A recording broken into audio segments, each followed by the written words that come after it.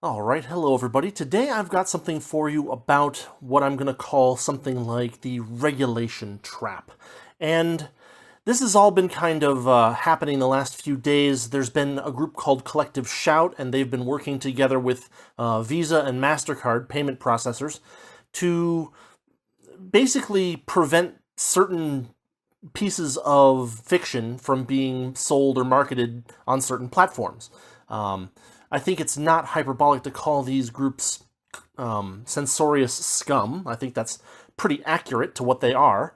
And pretty much everybody's talking about this. And of course, there's a lot of people saying, "Oh,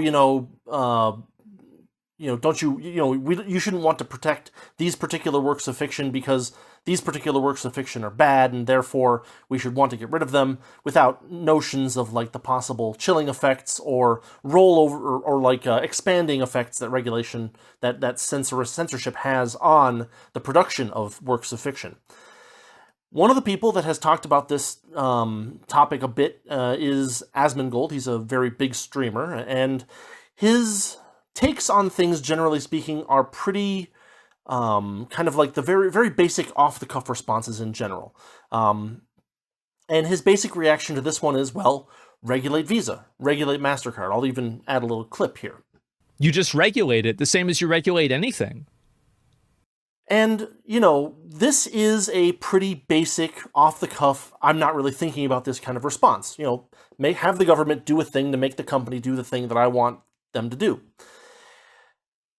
And I'm not saying this is off the cuff or a non-thinking response to insult Asmongold necessarily. It's actually very valuable to know what the kind of off-the-cuff response, the kind of gut response that people are going to have to a thing is, because, in a lot of cases, things are not important enough for a lot of people to actually sit down and think about them, and so the off-the-cuff response might still be a plurality response, right? You might have 20% or 30% of the people that just don't think and just say the first thing that comes to mind, and that could be the majority in any like actual vote that were to be held on a particular issue.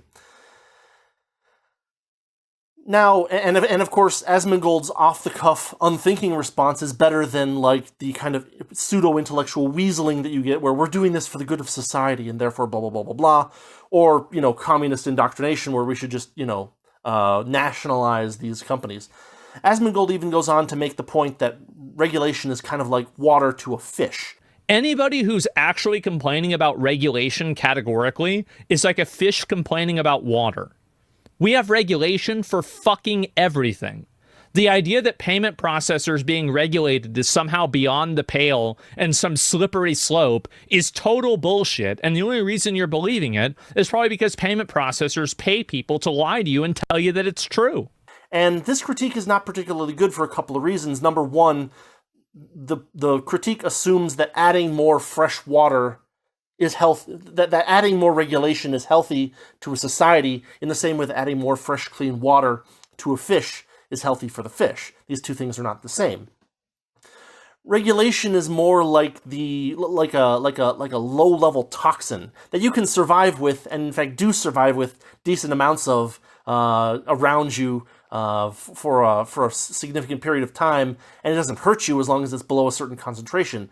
But as the concentration rises and rises and rises, things get worse and worse and worse, and your health declines accordingly.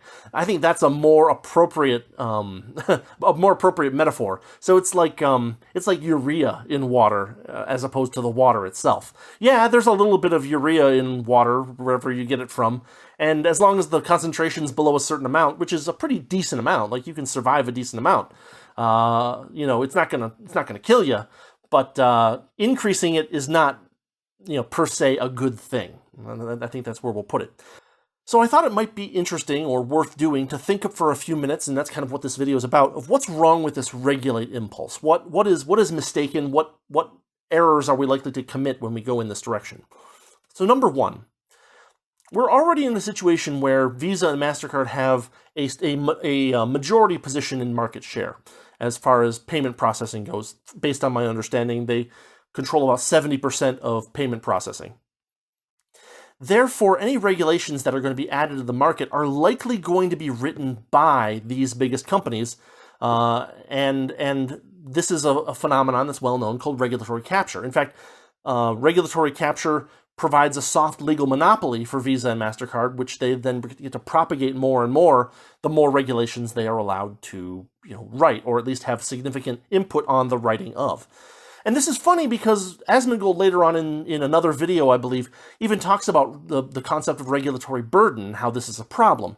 And of course, the regulate, off-the-cuff response is likely to increase regulatory burden, which will cause more problems.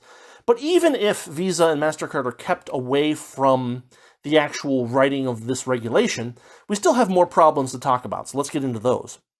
For instance, even if a regulation is written with good intentions behind it, right, by people who are angels, hypothetically, right, these infringements on the free market tend to have unintended consequences that lead to other problems that then require more regulations, until practically everything is regulated. We can look at, for instance, Mises' examination of price controls. Quote, "Economics does not say that isolated government interference with the prices of only one commodity or a few commodities is unfair, bad, or unfeasible. It says that such interference produces results contrary to its purpose, that it makes conditions worse, not better, from the point of view of the government and those backing its interference. Before the government interfered, the goods concerned were, in the eyes of the government, too dear. As a result of the maximum price, their supply dwindles or disappears altogether. The government interfered because it considered these commodities especially vital, necessary, indispensable, but its action curtailed the supply available. Therefore, it is therefore, from the point of view of the government, absurd and nonsensical. If the government is unwilling to acquiesce in this undesired and undesirable outcome and goes further and further, if it fixes the prices of all goods and services of all orders and obliges all people to continue producing and working at these prices and wage rates, it eliminates the market altogether. Then the planned economy, socialism of the German word pattern, is substituted for the market economy. The consumers no longer direct production by their buying and abstention from buying. The government alone directs it. This, of course, is something that we want to avoid. Now, this is related to price control specifically in Mises, but Rothbard in Man, Economy, and State even goes a little further. And we'll read that real quick. Every coercive intervention in human affairs brings about further problems that call for the choice. Repeal the initial intervention or add another one. It is this feature that makes any mixed economy inherently unstable, tending always toward one or the other polar opposite, pure freedom or total statism. It does not suffice to reply that the world has always been in the middle anyway, so why worry? The point is that no zone in the middle is stable because of its own self-created problems and its own intercontradictions, as a Marxist would say. And the result of these problems is to push the society inexorably in one direction or the other. The problems, in fact, are recognized by everyone, regardless of his value system or the means he proposes for meeting this situation. So, basically, from an economic perspective, the problem with regulation is that it typically requires more regulation due to the unintended problems that it furthers. And also that regulation, generally speaking, doesn't achieve the goals that it is even intended to achieve from the government's perspective. So already this is a pretty bad case for regulation. Another problem with regulation is that it makes it harder and harder to create new competitors. It tightens the monopoly hold that Visa and MasterCard, not monopoly, but it tightens the soft monopoly hold that Visa and MasterCard have on the market. For instance, it increases regulatory burden. This is something that Asmongold even recognizes, the problems of regulatory burden. There can be reporting or forms. You can need bureaucrats who, what their job is to do is to get in close with government bureaucrats and create relationships which then allow, this company's bureaucrats are now friends with government bureaucrats, and they get, preferential treatment for this company based on the relationships that they've built. More relationships means that it can take more money and more risk to try and start a new business in the field, right?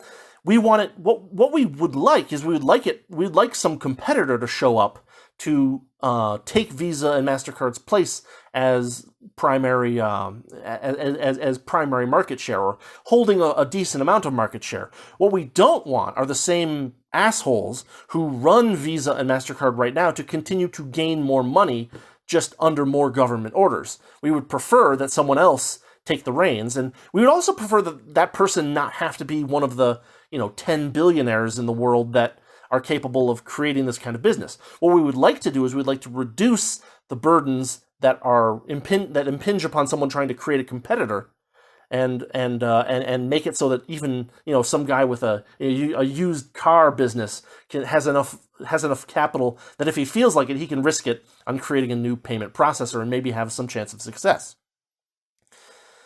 And this is one of those things where Asmongold even mentions regulatory burden in another segment, and so he knows that this is a trap, but he somehow doesn't seem to make the connection.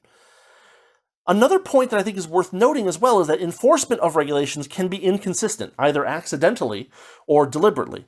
This is kind of what is commonly called anarcho-tyranny, where the laws exist, but only certain people are forced to obey them, and other people are encouraged to disobey them. Bureaucrats might be chill, for instance, with their friends from big companies and target the little upstarts instead. And that would result in Visa and MasterCard not having to actually obey the regulations, but anyone trying to create a competitor having to obey them, which of course adds selective burden on the upcomers who at least in arguendo are here to produce a better product, one that doesn't use its position as a payment processor to censor fiction. There's also as a fifth point, there's also a possible further hijacking by ideologues that can cause the regulation process to create even worse results. As I mentioned earlier, you could have the pseudo-intellectual weasels who are like, well, we're doing this for the best of society, and therefore we also should do X, Y, Z, A, B, C, D, E, F, G. Or you could have, communist indoctrinated people saying, well, this regulation didn't do quite well enough, so what we really need to do is nationalize this part of payment processing, and now we need to nationalize this part, and now we need to nationalize this, and this, and this, and this, until, we end up in a communist hellhole.